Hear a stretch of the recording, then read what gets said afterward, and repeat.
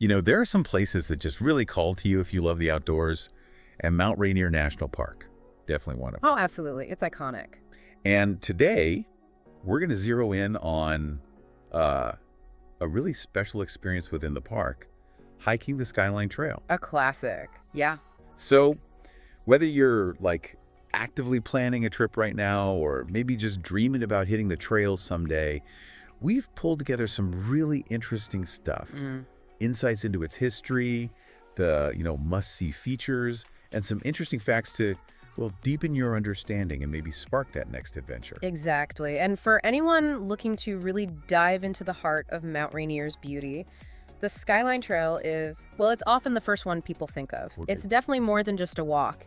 It's a chance to see these incredible landscapes up close. We want to give folks a better appreciation for what makes it so special and, how to make the most of it. Okay, so paint a picture for us.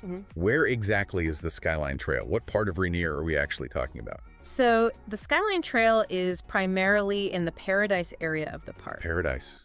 Aptly named, I hear. It really is. I mean, this area packs in some of the most spectacular natural features you can imagine. Think huge glaciers that carve the land. Wow. These powerful rivers flowing down, incredibly lush forests, just full of life. It's pretty overwhelming in a good way. And I've heard Paradise lives up to that name in another way too, especially at certain times of year. The flowers. Oh, you're right, the wildflowers. Paradise is world famous for its vistas, obviously those classic Mount Rainier views. But yeah, if you're there in summer, usually July, August, the wildflower meadows, unforgettable. It's like walking through this incredible tapestry of color, truly earns the name Paradise. So the Skyline Trail kind of threads you right through all of that. Exactly. It's like a main path, sort of, within this whole network of trails in Paradise. It's your key to getting into those amazing wildflower meadows and finding those just jaw-dropping panoramic views of Rainier itself. It gets you right up close. Now, before we sort of virtually walk this trail, Yeah. it feels really important to remember the history of this land. It goes back a long way, doesn't it? Oh, absolutely. That's so crucial for understanding this place. The land that's now Mount Rainier National Park. It's the ancestral homeland for numerous indigenous peoples since time immemorial. Right. We're talking about the Cowlitz, Muckleshoot, Nisqually, Puyallup, Squaxin Island, Yakima, and Coast Salish peoples, among others. Their connection is incredibly deep, generations upon generations, and their stewardship, their knowledge of the land, it shaped this place. It really changes how you think about it, knowing it wasn't always just a place for recreation. Totally. These indigenous peoples were, and still are, deeply connected caretakers of this sacred landscape.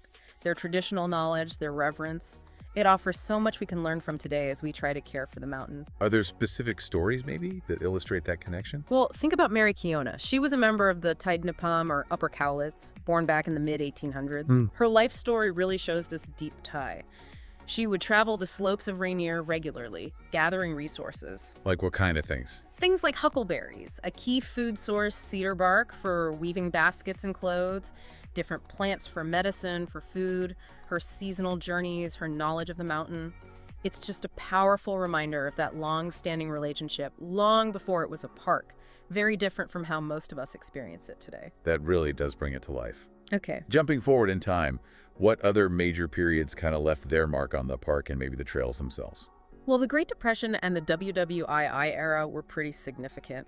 During the Depression, you had the Civilian Conservation Corps, the CCC. Yes, the CCC. Between 33 and 40, over 1,000 young men came each summer. They did a huge amount of work, including tons of trail construction, not just in Paradise, but places like Ahunapakash too, building that early infrastructure. So some of the paths we walk today might actually date back to then. Very possibly, yeah. Their designs often focused on durability, accessibility, things we still benefit from. Then, after World War II, park visitation just exploded nationwide. Right, more people driving, more leisure time. Exactly. So the government launched Mission 66 in the mid-50s to upgrade facilities everywhere. Mount Rainier was actually the first park with an approved plan under Mission 66. Interesting. And while part of the goal was to spread people out, maybe develop Ahunapakash more to take pressure off Paradise, there were definitely improvements in Paradise too. Better roads, managing that influx of visitors heading for places like, well, the Skyline Trail. It sounds like this balancing act access versus preservation has been going on for a long time. It really has. And more recently, say the 2000s to now, the focus has really sharpened on protecting both the natural and cultural resources while still handling, ever-increasing visitor numbers. We've seen upgrades, like to the Paradise Visitor Center, done more sustainably. Efforts to preserve historic buildings, and importantly, a growing emphasis on working with the tribes who have those ancestral ties. Recognizing their knowledge is key. Okay, so keeping all that rich history in mind, let's get back to the trail itself. For someone planning a visit now, what are the absolute must-know highlights and maybe some interesting facts about Skyline? Right. First things first, planning access to Paradise. That's where Skyline is. It's super important to know that for the peak season, starting May 24th, 2024, they're piloting a timed entry reservation system. Okay, timed entry. That's critical info. Need to plan ahead. Definitely. Specifically for the Paradise Corridor, you'll need a reservation if you plan to enter between 7 a.m. and 3 p.m. 7 a.m. to 3 p.m. Got it. But if you're an early bird, you can get in before 7 a.m. without one. Or if you arrive after 3 p.m., you're also good without a reservation.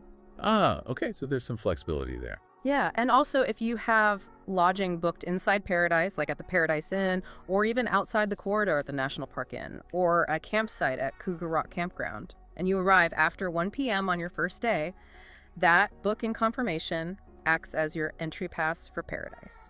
Good to know.